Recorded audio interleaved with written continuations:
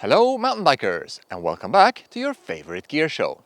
We're almost at the end of the calendar year, and if you're a regular viewer, you'll know that means it's time for us to sum up a season of gear radness and highlight the standout performers. Today, we'll be taking you through our favorite new products of 2024, and there's a little bit of everything on this list, from stocking stuffers to more big-ticket items. You ready? Let's go! Deity's T-Mac pedal has been around for quite a few years by now, and in that time it has become widely recognized as one of the leading options on the market.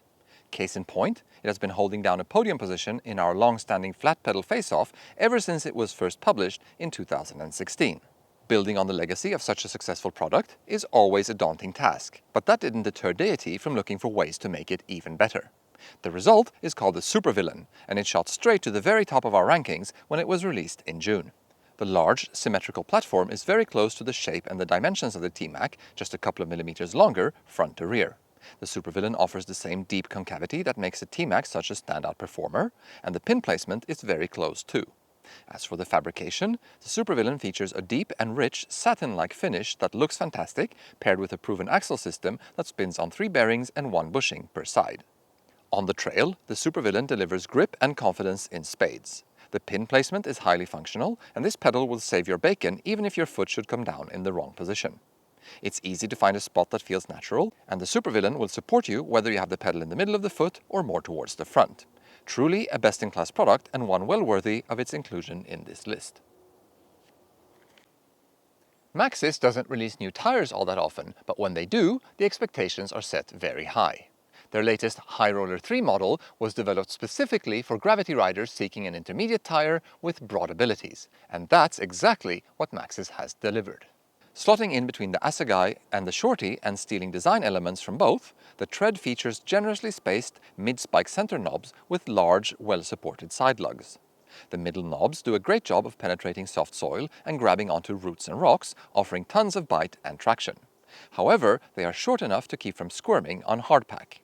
Lots of open space in the design also keeps the tire from packing up with mud. The tire profile is more boxy than round, and it doesn't have that endless lean angle of the assegai, for example. Once you push past the side knobs, traction does fall away. However, that moment happens consistently and makes for a very predictable tire through corners. All in all, the High Roller 3 has become our new go-to tire as it provides confidence in many terrain types. It might appear to need deeper, looser soil to excel, but it's equally impressive in firmer conditions. It can find traction and hold the line where you don't expect it to, and it has the support needed to charge aggressive trails. Sometimes it's all in a name. Stans has put in the work to come up with a better tubeless valve, and they've called it the EXOCore, a name that describes this valve perfectly. The EXOCore is essentially a new type of valve core placed on top of the regular valve stem. Instead of the classic Presta core that sits inside the stem, the EXOCore features a bigger assembly that holds and locks the valve core in place on top of the stem. The whole thing can be easily taken apart, making it much easier to clean should it become clogged with sealant. The design also gives much more control over the airflow. To open the valve, you unscrew the core itself. If you open it just a bit, you can use the plunger to do a microbleed to fine-tune air pressure. Open it fully, and it will let a lot of air through.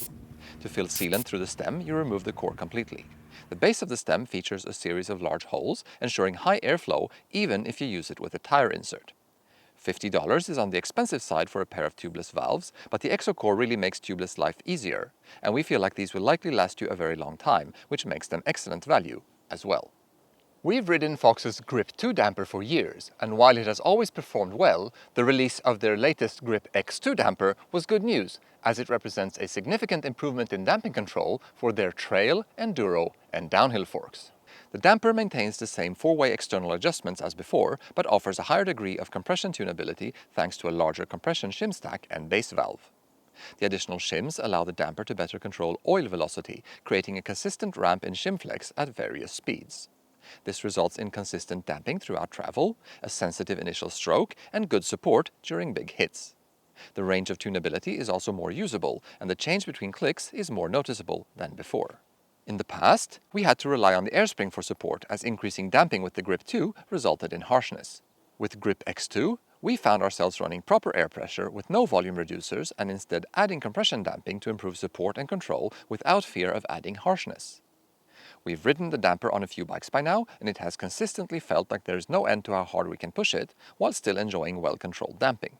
Grip X2 was definitely the update Fox needed to keep their high-end forks competitive, and they've succeeded in giving riders increased performance and tunability. The damper is backwards compatible, so if you are currently riding a fork with a grip damper, consider updating the damper first before spending on a whole new fork. Sticking with the suspension theme here, we've been getting good results with EXT's shocks and forks over the last few years, but the latest updates made to their Storia Lok EnduroShock really put it over the top. The Storia V4 is a monotube damper equipped with a number of external adjustments: high and low speed compression, a single low speed rebound adjuster, hydraulic bottom-out control, as well as an external climb switch called lock. Flipping the lock lever engages a separate compression circuit, which has been tuned to provide a strong pedaling platform. It also features a blow-off valve should you forget to open it up again after the climb. The Storia makes use of a relatively large piston and a short and wide external reservoir, which EXT says allows them to run very low internal pressure for maximum sensitivity with very low risk of cavitation and very low hysteresis for high dynamic response. Out on the trail, the Storia V4 provides all the ground-hugging performance you'd expect of a really good coil shock. It's got a very smooth and controlled feel to it, helping your bike stay settled on rougher trails without losing too much pop in the process. The hydraulic bottom-out control now comes in earlier in the stroke, and because it's now adjustable, it will allow the shock to work with more frames and suit more rider preferences.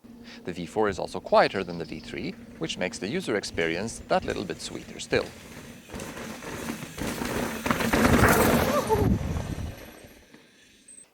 Pedal kickback has been a hot topic over the last few years. While there are a few options out there for dealing with this issue, E13's all-new Sidekick Hub provides a neat solution along with additional benefits. The hub uses a proprietary free hub mechanism that keeps the pawls disengaged while coasting, allowing the chain to move the cassette back and forth without affecting suspension performance. Once you begin to pedal, a pawl pusher engages the pawls with the ratchet. You can adjust how many degrees of deadband the pusher has before it engages the pawls to match your frame's kickback amount, or change how much slack there is when you go to pedal. What we've enjoyed about the Sidekick Hub, compared to other options like an O-chain, is that the hub eliminates pedal kickback by disconnecting the drivetrain from the suspension movement. O-chain requires kickback and chain movement to function and provide a benefit. Sidekick also provides the same amount of float during every compression, creating consistent suspension performance. On top of that, the pawl disengagement greatly reduces drag and increases rolling speed when coasting. All the internals are replaceable and spin on a robust steel axle, and the hub quiets down your bike by managing chain movement. We've got a few sets of Sidekick hubs floating around between testers, and we haven't had any issues or faults in performance so far. For any riders seeking additional gains while descending or wanting to make their bike quieter or roll faster, give the Sidekick Hub a try. We think you'll be pleasantly surprised by its abilities and how it calms down your bike in rough, demanding sections. Pretty cool, that anti-kickback stuff, but some of us still want faster engagement from our hubs. Traditionally, DT Swiss was never part of the Fast Engagement Club, but that changed this year with the introduction of the all-new Ratchet DEG hubs. The DT Swiss Star Ratchet Free Hub has been around in one form or another for close to 30 years now, and it has evolved over the years to keep up with the ongoing evolution in this space, but it was still lagging behind some of its competition when it comes to hub engagement. DT Swiss was determined to catch up, and so they set about redesigning their ratchet system to make room for more teeth and subsequently faster engagement. The Ratchet DEG concept is simple: just make the ratchet rings bigger. This reduces the force being transmitted to the teeth and also makes room for more of them.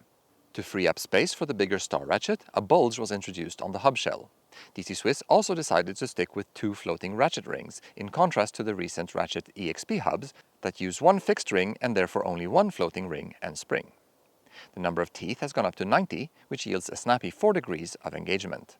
DT Swiss has also made access to the bearings easier, and they use a standard size to make sourcing replacement bearings more convenient. We've tested both the 240 and 180 versions of the new Ratchet DEG hub with great results out on the trail. The engagement is quick and solid, and the free hub buzz is pleasant without becoming overbearing. When paired with a quality rim like the new EXT 1200, the new hub really makes for a premium experience. Faster engagement with better reliability, what else is there to ask for? The wireless dropper post market has been heating up significantly lately, with several new entrants throwing their hats into the ring. Fox was the latest to join the fun, and they sure came out swinging. By thinking outside the box, Fox has developed a wireless dropper post that offers the fastest actuation in the industry at present, coupled with lower stack height thanks to the unusual placement of the wireless controller unit on the seat post. Yes, it looks a bit ungainly, but it does get better with time. It's grown on us to the point of not bothering us anymore, although it would still be a stretch to say it looks particularly good. If you're limited by the amount of real estate afforded by your seat tube, however, you'll certainly appreciate the extra clearance.